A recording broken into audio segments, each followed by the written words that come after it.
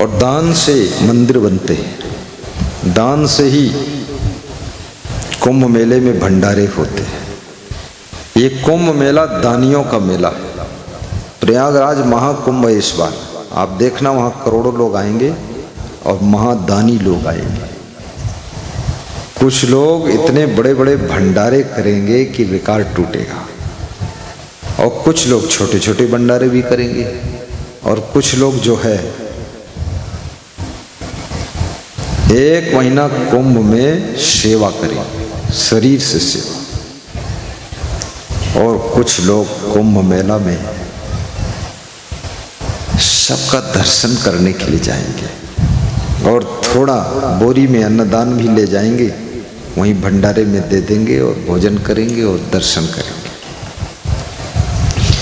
कुंभ मेला ये हिंदुओं का मेला है, ये धर्म का मेला है, भक्ति का मेला है, ये सेवा का मेला है, ये संस्कार का मेला है।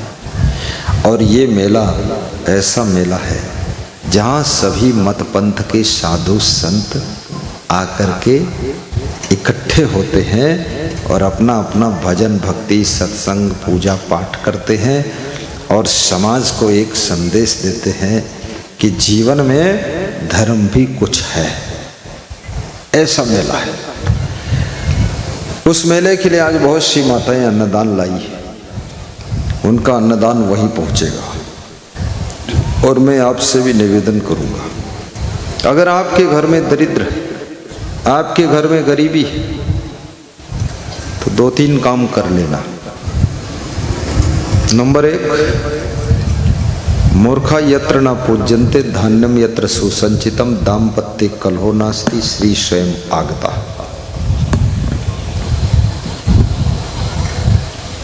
जिसके घर के लोग मूर्खों से प्रेम नहीं करते, मूर्खों से दूर रहते, जो मूर्खों से व्यवहार नहीं रखता है,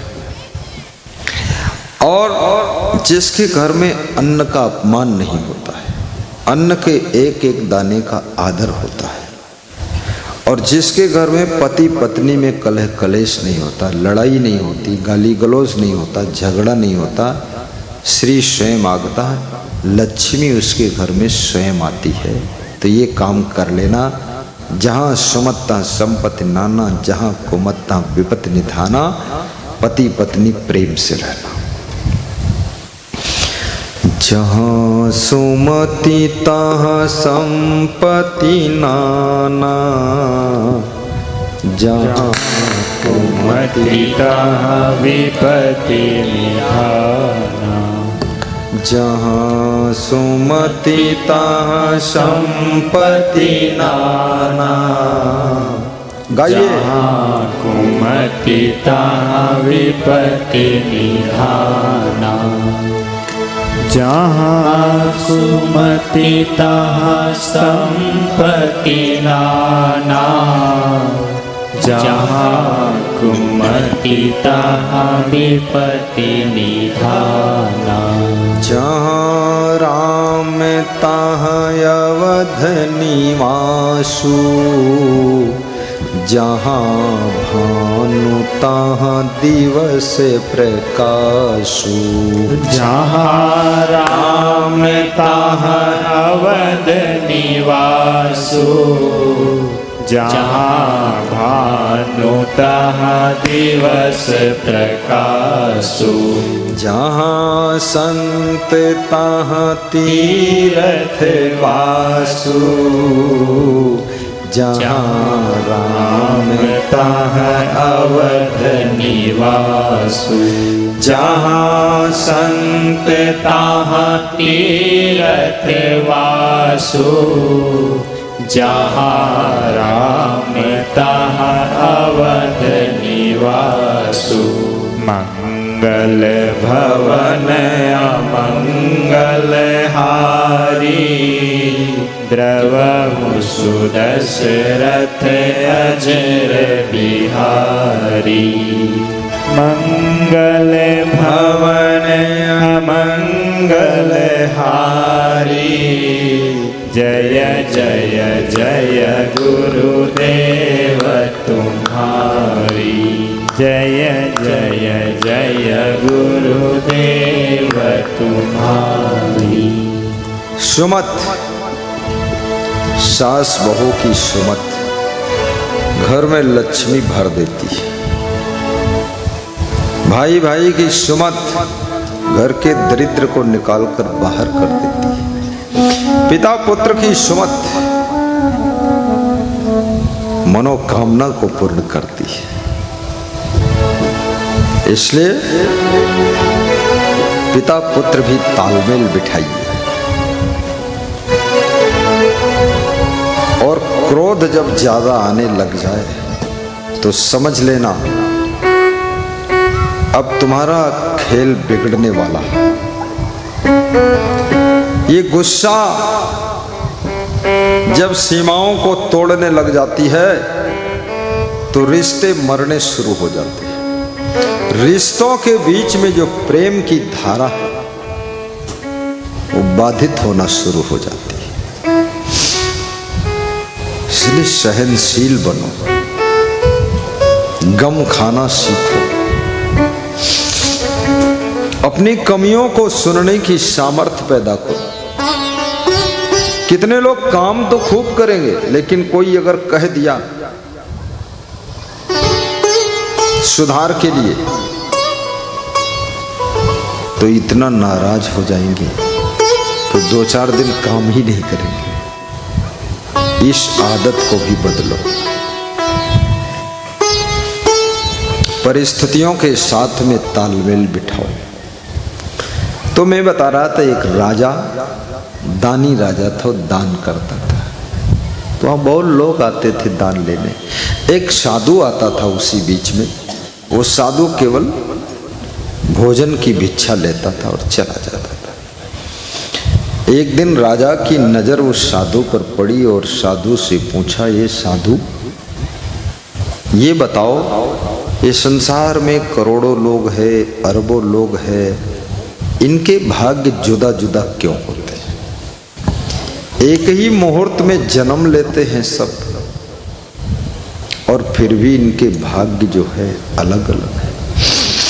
और देखो मजे की बात, आपका जन्म जो होता है वो बिना मुहूर्त के होता है। क्योंकि जब मां के द्वारा जन्म होना होता है तो हो जाता है, उसमें मुहूर्त का इंतजार नहीं होता। और जब आपकी मौत होती वो भी बिना मुहूर्त की होती। कहीं एक्सीडेंट में मौत हो गई, कहीं अस्पताल में हो गई। और जन्म का मुहूर्त कि इस मुहूर्त में तुम जन्म लो, ऐसा संभव नहीं। तो लेगा तो ले ही लेगा, मुहूर्त हो चाहे ना हो, शुभ मुहूर्त हो या अशुभ मुहूर्त हो। और जिसको मारना मर ही जाएगा, फटाफट मरेगा, मुहूर्त वूर्त का इंतजार नहीं करेगा। तो अब बड़ी मजे की बात है, जन्म होता है बिना मुहूर्त के, एक्सीडेंट होता है बिना मुहूर्त के, बीमारी आती है बिना मुहूर्त के, और मृत्यु होती है बिना मुहूर्त के, और चिता जलाई जाती बिना मुहूर्त के। अब राजा पूछ रहा है कि ये साधु 10 साल से तू मेरे यहां भंडारा खाता है, अन्न ले जाता है, तू ये तो बता, ये जितनी आत्माएं हैं सबका अलग अलग भाग्य क्यों है? सगी बहनें हैं, उनके भाग्य जुदा। देखिए, एक भाई प्रधानमंत्री है, दूसरा भाई लोहे का कबाड़ा बेच रहा है, और तीसरा भाई पेट्रोल पंप पर तेल डाल रहा है, और चौथा भाई पता नहीं कहाँ बोर्डम बना घूमत है। एक भाई साधु बन गया, महान संत है, दूसर भाई वही बीड़ी पीते, और तीसर भाई जो है सिर्री बना घूमत है, भक्ति नहीं करी से वही अंडा अंडा खा लेता है, और चौथा भाई बड़ी राजनीति झोंकत है। ये अंतर क्यों? कारण क्या है? अब वो साधु सीधा साधा था, वो ज्यादा तिकड़म जानता नहीं था, वो घबरा गया, बोला राजा साहब हमको नहीं मालूम। अरे बोले 10 साल से भंडारा खाता, भंडा फोर कर दिया, इतना ज्ञान नहीं, हमको नहीं मालूम करता है। और 10 साल से खा खा के बैठा है। कोई भी साधु ज्यादा प्रश्न पूछोगे तुम्हारा उत्तर नहीं दे पाएगा। वो प्रश्न का उत्तर देने के लिए साधु है भी नहीं। वो साधु सिर्फ इसलिए है कि उसका दर्शन करके अच्छा मार्गदर्शन पकड़ लो, इसीलिए वो साधु दर्शन देता है। यहाँ तर्क वितर्क करने का काम साधु के पास कुछ नहीं। दर्शन लो, मार्गदर्शन लो। तो साधु ने कहा, एक बात बताऊं राजा साहब, पूरब दिशा में जो पहाड़ है यहां से दिख रहा दूर, उस पहाड़ पर एक साधु भेष में व्यक्ति रहता है, आपके प्रश्न का उत्तर वही देगा। हाँ, मेरे प्रश्न का उत्तर वो देगा, मैं वहां जाऊंगा। प्यासा कुआं ढूंढता है, भूखा भोजन ढूंढता है, और जिसको दर्शन की तड़फ है वो पूरे लालू में चला आता है। इंटीरियल है फिर भी आ जाता है। तो राजा उस पहाड़ पर गया, तो वहां देखा पहाड़ पर एक साधु जैसे कपड़े लपेट के बैठा था। और वो क्या कर रहा था? वो जो बैठा था वो आग जला करके बुझा करके उसका कोयला राख खा रहा था। पूछा उससे कि तुम बताओ,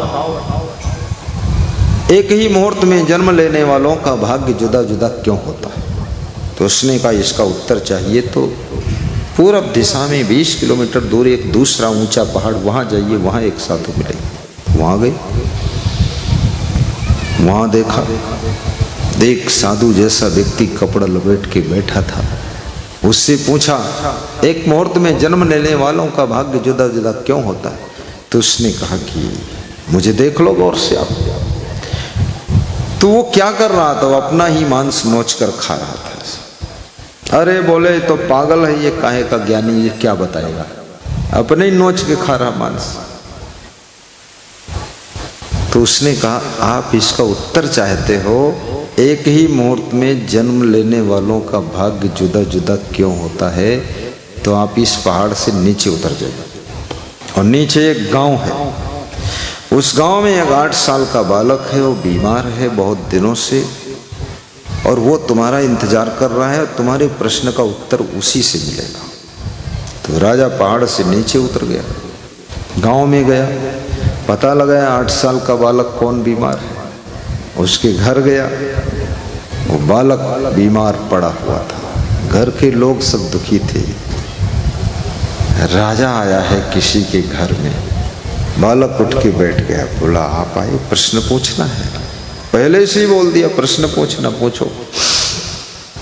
सबका भाग्य जुदा जुदा क्यों होता है? एक ही मुहूर्त में जन्म होता, फिर भी भाग्य अलग अलग। एक ही माँ बाप के बेटा बेटी का भाग्य अलग अलग, कारण बताओ।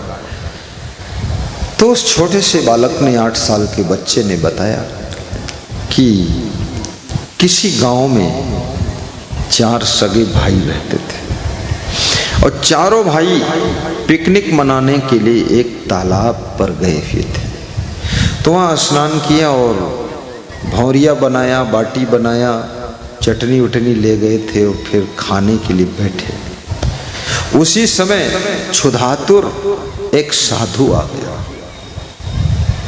और उस साधु ने भौरिया मांगा, बाटी मांगा, हमको दे दो। तो एक भाई जो बड़ा भाई था वो बोला कि तुझको मैं भौरिया खिला दूंगा तो मैं क्या आग खाऊंगा? तो वही जो प्रथम पहाड़ पर मिला था साधु, जैसे कपड़े पहने हुए, वो आग जला करके आग को बुझाकर उसका कोयला खाता, राख खाता है, वही है। दिमाग फेल हो गया उसका। दूसरे भाई से मांगा, मंझले भाई से, तो उसने कहा मैं तेरे को खिला दूंगा तो क्या मैं भूख में मांस खाऊंगा अपना? तो इसका दिमाग फेल हुआ, तो अपना मांस नोच कर खा रहा। वो दूसरे पहाड़ पर आपको मिल चुका है। और तीसरा जो भाई था, उससे जब मांगा तो उसने कहा तुझको मैं खिला दूंगा तो क्या मैं भूखा मरूंगा? तो वो कोई और नहीं, वो मैं हूँ, मैं तीसरा भाई था।